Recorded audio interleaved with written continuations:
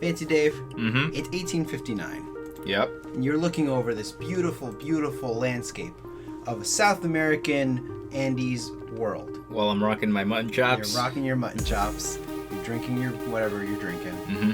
And then you realize, wait a second, I'm in an exhibition room in New York. Mm-hmm. What the hell? Hey guys, welcome to another episode of Art Bros with Mike and Fancy Dave over here. And today we are talking about Heart of the Andes by Frederic Church. Now, this man, he could paint. This guy could really paint. He was a student of Thomas Cole, and we did cover a Thomas Cole painting before. Yes, Go check that out.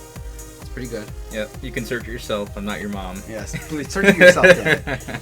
And then we got this guy who was a student at the age of 18 and pretty much was, well, artistically raised by him. Mm-hmm. And we have this. Now, Frederic Church, basics. He was a artist from the Hudson River School, and if you're from New York, you know who the Hudson River School is. That's a big deal. If you're from America, you know who the Hudson River School is. These guys were some of the most prolific painters of the 1800s, Mm-hmm. painting these beautiful, amazing landscapes that, As you can see. yeah, that when you go up to the Hudson Valley and you see these landscapes for yourself, you really can tell that they were painting from direct observation. They were amazing. I went up to Alana, where Frederic Church's house is, and I saw what he was painting, and I could tell, man, like, this is pretty good. Like, this is directly what I'm seeing on canvas. Now, this painting is not Hudson River. No. No, this painting is actually of Mount Chimborazo in Ecuador. Which, what's up? I'm from Ecuador. Hey. What's going on? Hey. Might be a little biased Maybe. for this one. And when you are there in the Andes Mountains and you're standing over whatever, like a little cliff or something. Yeah, you're like the day we saw this, because I did see this in person. I believe you were there with me. It probably was. Probably when we saw the Delaware. We did the Delaware episode of George Washington crossing to Delaware. Mm-hmm. Look for that yourselves. And you were mentioning that this is pretty much what you see. Oh yeah, this is definitely what you see. This is a leaf for leaf, accurate representation.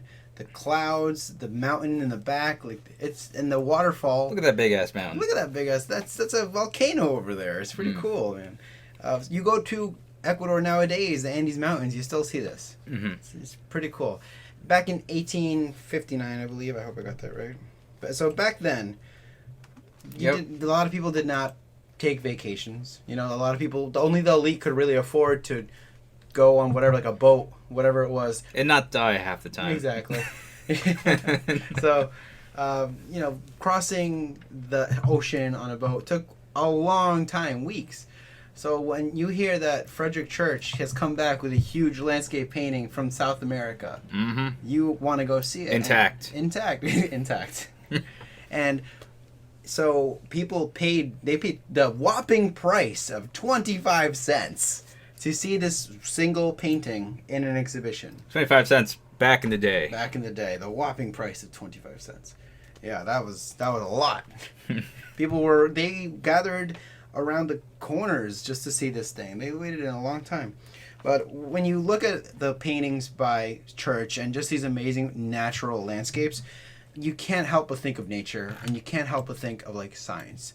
Yeah. Mm-hmm. And when you zoom in, you just get those nice details too. You see, like, there's very little evidence of human interaction in this painting. You see that worn path, made by human feet. There's an altar there too. Those altars are there in Ecuador. You go on a highway and you see those altars as well. Obviously, the landscape now is a lot more converted for human transportation. Mm-hmm. But the general shape is there. Exactly. The general shapes are still there. I want to point out just how the clouds, how amazing they go. You see how they cover the top of the mountain on the right over here? Mm-hmm. Like that is perfectly depicted. The same consistency over here on the left. I almost want to say there's kind of a diagonal effect going on here between the clouds and the darker shades of the forest down to the lower left. Yeah. So if you go between here, there's actually a light source going from the top left to the bottom right. Right.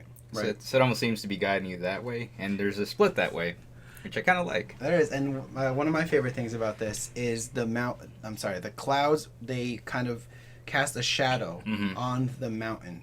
That way, if you're looking at the top of the the snow-frosted mountain, and you follow it on the right side going down, you'll see this little shadow that continues it. You Mhm. see that?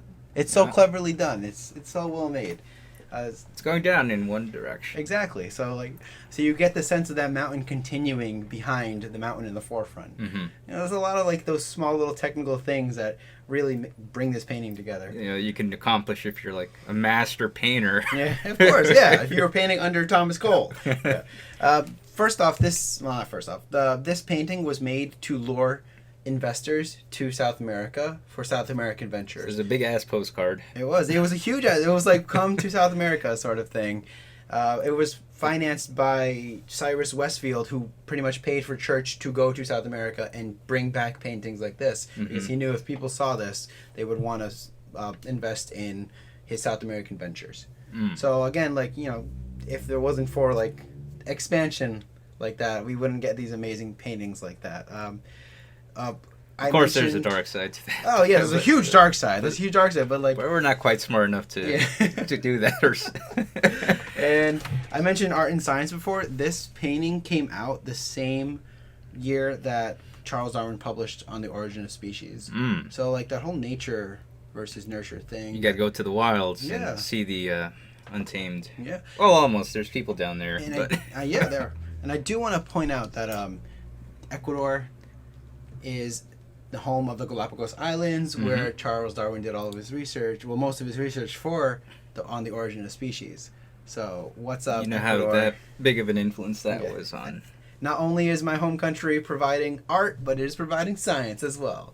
What's going on? So, Fancy Dave, just give me like your final thoughts on this bad boy of a painting right here. This bad boy.